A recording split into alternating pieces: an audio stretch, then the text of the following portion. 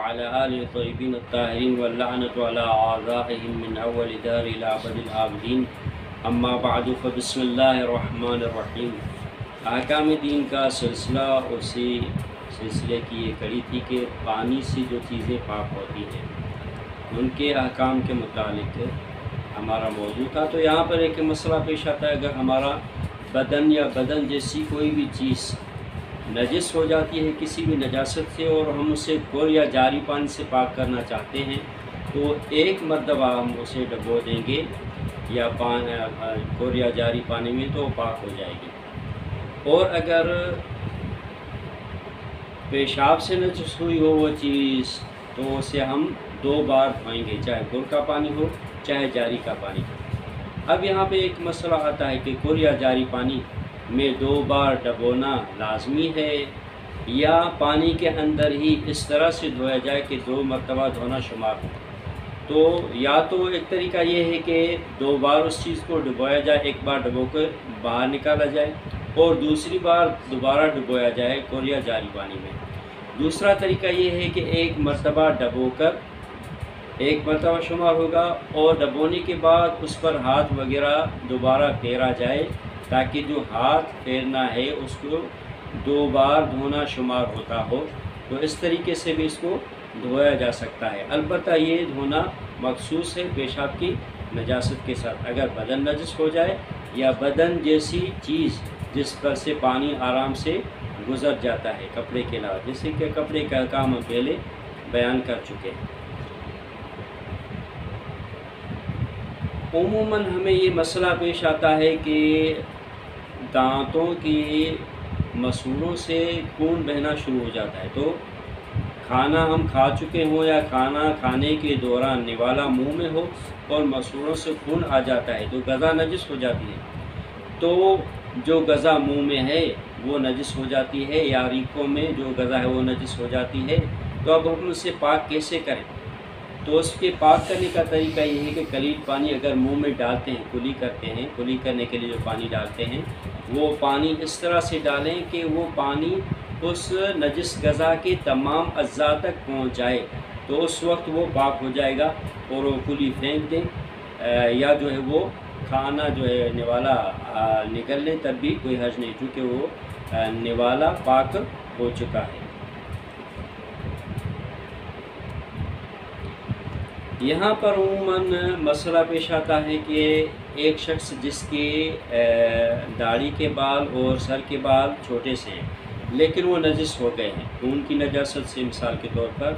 تو اس پر ایک مرتبہ پانی ڈالنا کافی ہو جاتا ہے، اس کے بعد کہ خون وہاں سے بالکل صاف ہو جائے تو پھر نچوڑنا بالوں کو ضروری نہیں رہتا۔ یعنی اس کے دھونے کا طریقہ یہ ہے کہ ایک مرتبہ اتنا پانی ڈالیں کہ خون کی نجاست دور ہو جائے،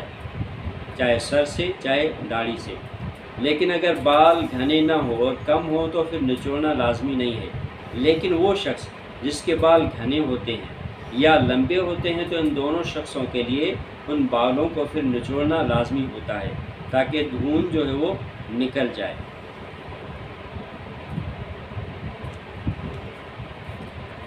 عموماً یہ مسئلہ بھی ہمیں پیش آ جاتا ہے کہ بدن کا کوئی حصہ ہمارا نجس ہوتا ہے، اسے ہم پاک کرنا چاہتے ہیں، لیکن اسے پاک کرتے وقت اس جو جگہ بدن کی ہماری نجس ہے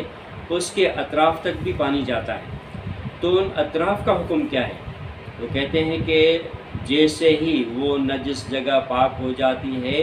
تو اسی کے ساتھ اس نجاست سے متصل اطراف جو بدن کے ہیں وہ بھی از خود پاک ہو جاتے ہیں۔ اسی طرح اگر ہم جو ہیں 2 چیزیں ساتھ میں رکھتے ہیں، ایک پاک چیز اور دوسری نجس چیز، تو دونوں پر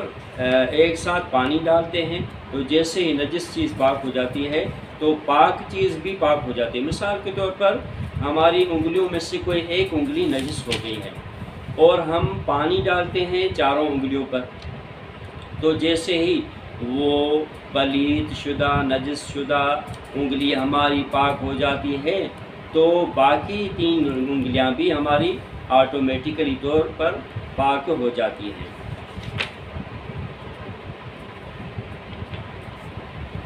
عموماً ہمیں یہ مسئلہ پیش آتا ہے کہ گوشت ہمارا نجس ہو جاتا ہے یا چربی نجس ہو جاتی ہے، لیکن چربی اور گوشت میں ایک قسم کی چکناہٹ ہوتی ہے،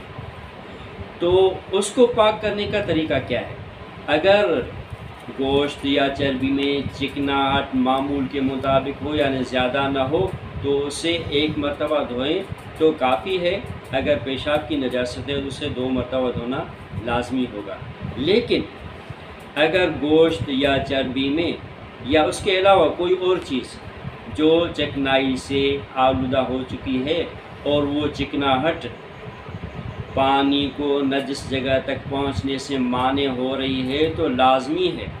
اس چکنائی کو دور کیا جائے، اور اسی طرح کپڑا وغیرہ یا کوئی بھی چیز برتن وغیرہ ہمارا وہ چکناہٹ رکھتا ہے اور اس میں نجاست ہے اور وہ چکناہٹ پانی کو نجس جگہ تک پہنچنے میں مانع ہو رہی ہے تو پہلے لازمی ہے اس برتن کو یا کسی اور چیز کو صابن وغیرہ یا سرف وغیرہ سے دھویا جائے تاکہ اس کی چکناہٹ دور ہو جائے۔ چکناہٹ دور ہونے کے بعد اس کو پانی سے 1 مرتبہ دھونا کافی ہو جاتا ہے۔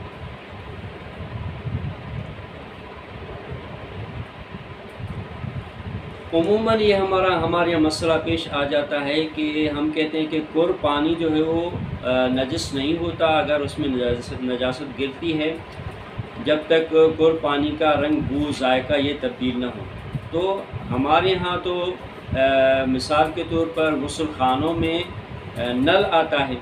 تو نل کا حکم کیا ہے؟ اب نل کا حکم یہ کہ نل آپ کا پانی سے متصل ہے، جو آپ کے پاس نل کے ذریعے پانی آ رہا ہے وہ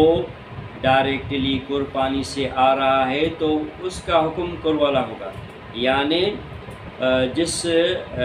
برتن میں آپ کا نل بہہ رہا ہے اس برتن میں اگر بہنے کے دوران نجاست وغیرہ گر جاتی ہے تو جب تک اس میں رنگ اور بو اور ذائقے کی تبدیلی نہیں آتی تب تک نجس شمار نہیں ہوگا، لیکن اگر آ جاتی ہے تو نجس شمار ہو جاتا ہے۔ البتہ نل جہاں سے آ رہا ہے اس میں سے کم مقدار پانی ہو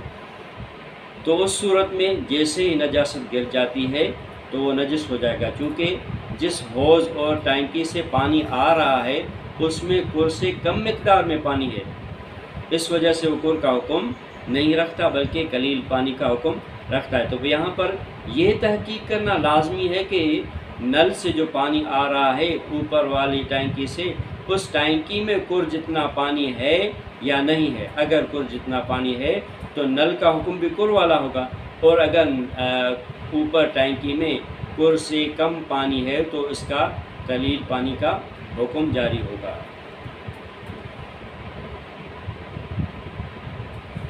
اب یہاں پر کوئی یہ نہ ہے کہ کہے کہ بھائی میں نے نجس چیز کو پاک کر دیا ہے تو اب ہر صورت میں اس کو پاک شمار کیا جائے گا۔ ایک شخص نے نجس چیز کو پاک کر دیا ہے، پاک کرنے کے بعد شک کرتا ہے کہ عین نجاست دور ہو گئی میرے پاک کرنے سے یا ابھی بھی باقی ہے، تو اس صورت میں لازمی ہے کہ اس چیز کو جو اس نے دھوئی ہے، کپڑا وغیرہ جو بھی چیز ہو، اس کو دوبارہ دھونا لازمی ہے، کیونکہ نجاست کو دور کرنے کے متعلق آپ کو یقین حاصل کرنا ضروری ہے۔ جب تک شک رہے گا تب تک وہ چیز پاک شمار نہیں ہوگی۔ اب ہم یہاں پر صحرا وغیرہ میں دیکھتے ہیں کہ ریتی ہوتی ہے اور بجری وغیرہ ہوتی ہے تو وہ نجس ہو جاتی ہے، اس کو کیسے پاک کیا جائے؟ تو اس کے اوپر اگر پانی ڈال دیں اور وہ پانی اس میں جذب ہو جاتا ہے 1 مرتبہ، اگر پیشاب کی نجاست ہو تو 2 مرتبہ پانی ڈالنا لازمی ہوگا، اس طرح کہ وہ زمین جو ہے وہ پانی کو جذب کر لے، یا اگر پیشاب کی نجاست کے علاوہ کوئی اور نجاست ہے تو 1 مرتبہ پانی ڈالیں گے اور جذب ہو جائے گا تو وہ جگہ جو ہے ریت وغیرہ کی، بجری کی، وہ پاک شمار ہوگی۔ وہ زمین جہاں پر ریت ہو، ریتیلی زمین ہو، یا ایسی زمین ہو جو بجریلی زمین ہو۔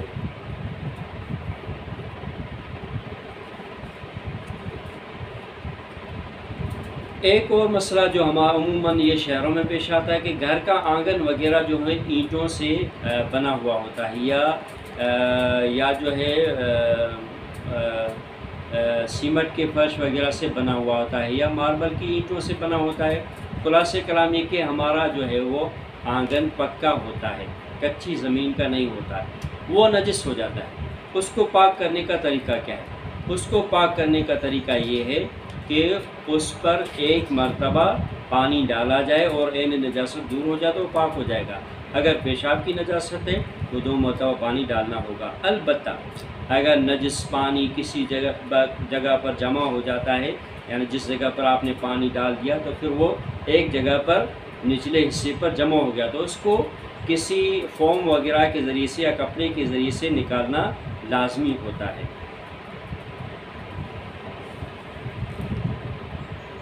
عموماً یہ بھی مسئلہ ہمیں پیش آ جاتا ہے کہ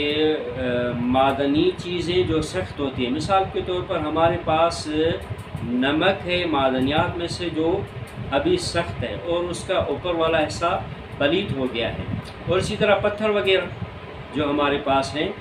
تو اس کا بیرونی حصہ پلید ہو گیا ہے، تو اس کے اوپر ایک مرتبہ پانی ڈالیں گے، اور اگر پیشاب کی نجاست ہے اس کے اوپر 2 مرتبہ پانی ڈالیں گے تو وہ پاک ہو جاتا ہے۔ البتہ اگر ہماری چینی نجس ہو گئی ہو اور اس کو پگھلا کر ہم قند بنا لیں، اور قند بنانے کے بعد کلیہ جاری پانی میں سے پاک کرنا چاہیں تو یہ کیا پاک ہو جائے گی یا نجس رہے گی؟ چونکہ اس کا اندرونی حصہ پلید رہتا ہے، اس لیے وہ قند پلید اس لیے وہ جو قند چینی سے بنائی گئی ہے وہ پلید شمار ہوگی۔